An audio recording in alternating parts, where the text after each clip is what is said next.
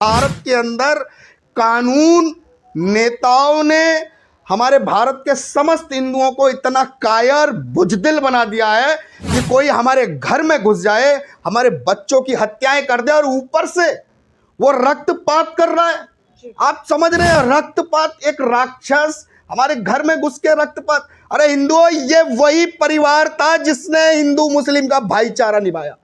होली का त्योहार आ रहा है हमारा जी। अब आप बताओ ना, होली के त्योहार से पहले रक्त की होली हमारे मासूम बच्चों के साथ खेल के जो रमजान में दिखा रहे हैं, क्या समझा जाए इसको? क्या आज मासूम बच्चों के रक्त को देख के नहीं इनका कलेजा फटेगा? हिंदुओं, तुम मत कुछ बोलना, तुम अपने बच्चों को मरवाते रहो, उनकी लाश पर बैठ के रो।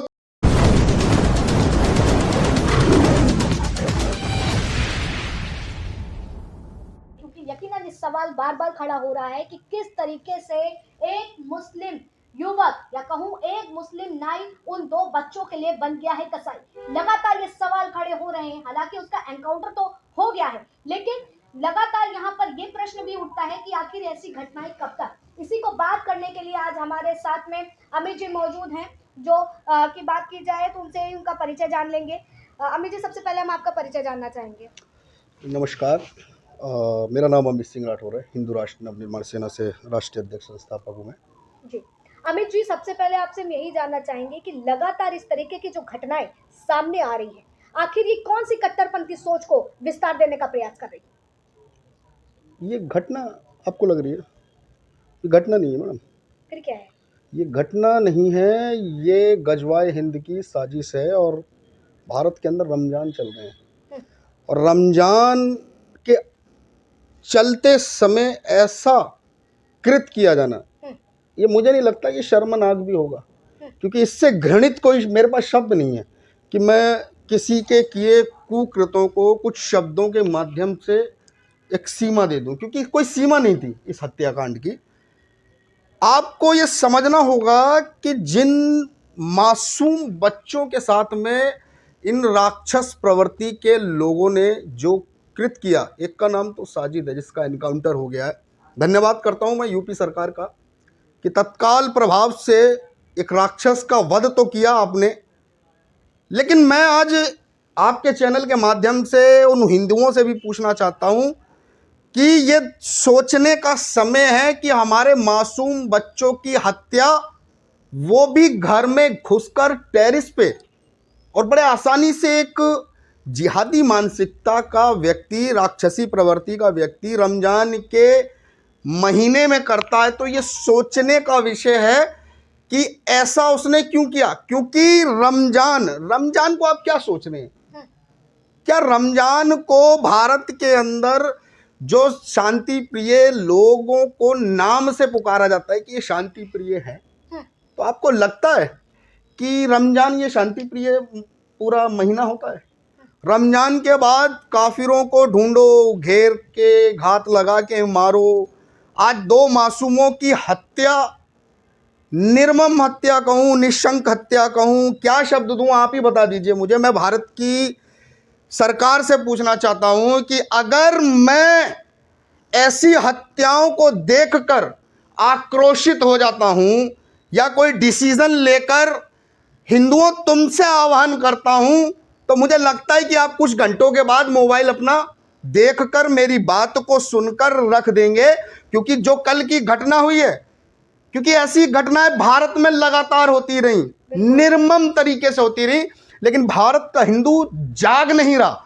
उल्टा वो मोबाइल को बस इस्तेमाल कर रहा है उन हत्याओं के हो रहे कृत्यों को देखकर शांत, मतलब नपुंसकता मैं कह सकता हूं कि भारत के अंदर कानून नेताओं ने हमारे भारत के समस्त हिंदुओं को इतना कायर बुजदिल बना दिया है कि कोई हमारे घर में घुस जाए, हमारे बच्चों की हत्याएं कर दे और ऊपर से वो रक्तपात कर रहा है। आप समझ रहे हैं, रक्तपात, एक राक्षस हमारे घर में घुस के रक्तपात। अरे हिंदुओं, ये वही परिवार था जिसने हिंदू मुस्लिम का भाईचारा निभाया।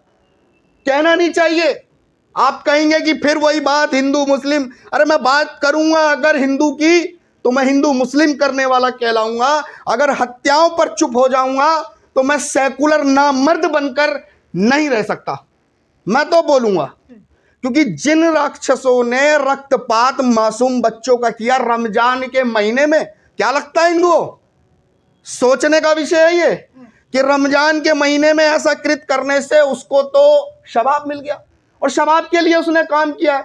आप इनके धर्म ग्रंथ उठाइए ना, उसमें पढ़िए ना, रमजान के महीने में, रमजान के बाद घेर के मारना, ये सब शबाब का काम है। क्या क्या मतलब दुश्मनी थी उन बच्चों से? एक बच्चे की उम्र तो मैडम 6 साल थी है शायद, 6 साल थी, और एक बच्चा 13 साल की उम्र जी। थी। एक 6 साल का बच्चा और एक 13 साल का बच्चा, और वो एक तीसरा बच्चा, अगर वो अपने आप को इनसे दूर करके भागता नहीं तो 3 हत्याएं होती हैं। बिल्कुल, ये तो 3 हत्याएं होती ना। लेकिन ये हिंदुओं तुमको समझना होगा, दिल्ली के अंदर भी एक स्कूल के छात्र की स्कूल से बाहर आते पे निर्मम इसी प्रकार की हत्या हुई थी। ये जो हत्याओं का सिलसिला चल रहा है ना, ये हिंदुओं, संविधान तुमको नहीं बचाएगा। और संविधान के भरोसे अगर तुम बैठे हो तो मैं एक बात समझ सकता हूं कि तुमसे बड़ी वर्तमान की कायर कौम कोई नहीं हो सकती है हिंदुओं। क्योंकि अगर हमारे बच्चों पे, अब मैं अगर ज्यादा बात करूंगा ना तो सरकार के लिए मैं एक ऐसा व्यक्ति हो जाऊंगा जो माहौल खराब कर रहा हूं। क्योंकि माहौल हम खराब करते हैं मैडम, हिंदुस्तान के अंदर हिंदू ही माहौल को खराब करता क्यों है। ऐसा लगता है कि एक हिंदू ही माहौल खराब नहीं तो हिंदू ही तो माहौल खराब करेगा ना। अगर हमारे बच्चों के साथ कुछ होगा, हम बोलेंगे माहौल खराब हो जाएगा, हिंदू मुस्लिम हो जाएगा। अगर एक पुलिस अपनी ड्यूटी करने के दौरान दिल्ली के अंदर इनके पिछवाड़े पर लात छाप देती है तो 100 कथित सेकुलर गैंग और इनकी पूरी की पूरी लॉबी एक ट्रेंड चलाती है, एक अभियान चलाती है, सरकार को भीड़ तंत्र दिखाती है, हाथ में पत्थर लेती है, सरकारों को डरा देती है, और हिंदू अपने घर में बैठा रहता है। आज हमारे बच्चों को घर में घुसकर रेत दिया, उसका रक्तपात करके दिखा दिया। हिंदुओं, शर्म की बात है। वो लड़का साजिश जो आरोपी है, उसकी मतलब की माँ जो है बता रही है जिन बच्चों की हत्या हुई है कि उस व्यक्ति ने जब वो सीढ़ियों से उतर रहा था तो उस वक्त उसने कहा कि जो मेरा काम अधूरा था आज वो पूरा हो गया। देखिए, उस व्यक्ति ने सत्य तो कहा है कि जो उसका अधूरा काम था पूरा हो गया। आप एक बात बताइए ना, इसमें दोष किसका दिया जाए? हिंदुओं से टैक्स लिया जा रहा है, मदरसों को अनुदान दिया जा रहा है, मौलानाओं को तनख्वाह दी जा रही है, यही चीज तो करवाने के लिए दी जा रही है ना। यही तो अधूरे काम को पूरा कराने की तनख्वाह हमारी सरकारें दे रही है।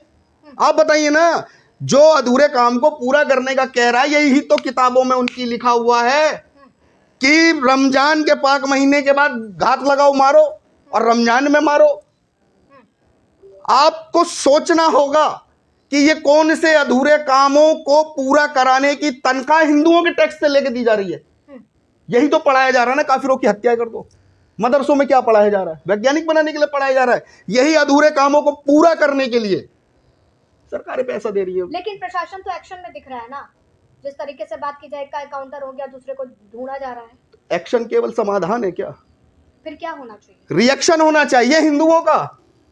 क्यों नहीं होगा रिएक्शन?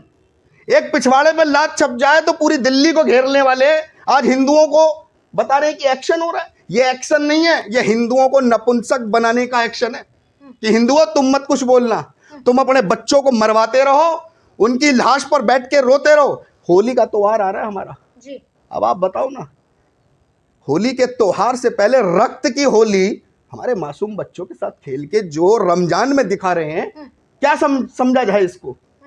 जिनको रंगों से डर लगता था आज वो गैंग नहीं दिखाई दे रही है।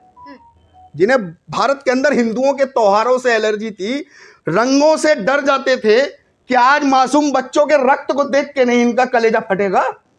आप बताइए ना, लगातार पूरे भारत के अंदर मासूमों की हत्याएं हो रही है। क्या लगता है कि जिस तरीके से तरीके की लगातार हत्या की बात हुई, एक प्रयागराज से भी घटना सामने आई थी, कुछ दिन पहले की बात है, जब कंडक्टर को मार दिया, बाद ये नारे लगाए गए थे कि सरतन से जुदा। राजस्थान की बात होती है, वहां पर भी इस तरीके की चीजें होती हैं। तो लगातार ये जो घटनाएं बढ़ रही हैं, इसका एक रिएक्शन क्या होना चाहिए? क्या लगता है हिंदुत्व की, अगर आप लगातार जो बात कर रहे हैं? देखिए, रिएक्शन केवल एक ही है, खून का बदला खून। अगर मेरी बात सरकारों को लगती है कि ये समाज में द्वेष पैदा कर रही है तो मेरा नाम अमित सिंह राठौर है, आप पर्चे दर्ज कर दीजिए, कोई टेंशन नहीं है। लेकिन हमारा तो एक ही सिद्धांत है, खून का बदला खून होना चाहिए। और खून का बदला, खून केवल उस राक्षस तक नहीं, उसके पूरे खानदान का सर्वनाश करके देना चाहिए, चाहे वो सरकार दे या चाहे भारत के अंदर वहां के हिंदू दें, देना होगा। कैसे बर्दाश्त करेंगे? हमने हमारा बच्चा जो हमारी गोद में हमारे सामने पैदा होता है, उसे हम पाल पोस के बड़ा करते हैं, और ये आकर उसके ऊपर छुरी रेत देंगे? भारत के अंदर ये हमारे बीच में रहेंगे, हमारे त्योहारों में कमाएंगे खाएंगे, और उसके बाद हमारे बच्चों को मारेंगे। कहते हैं हम भाईचारा निभाते हैं। देख तो लिया भाईचारा।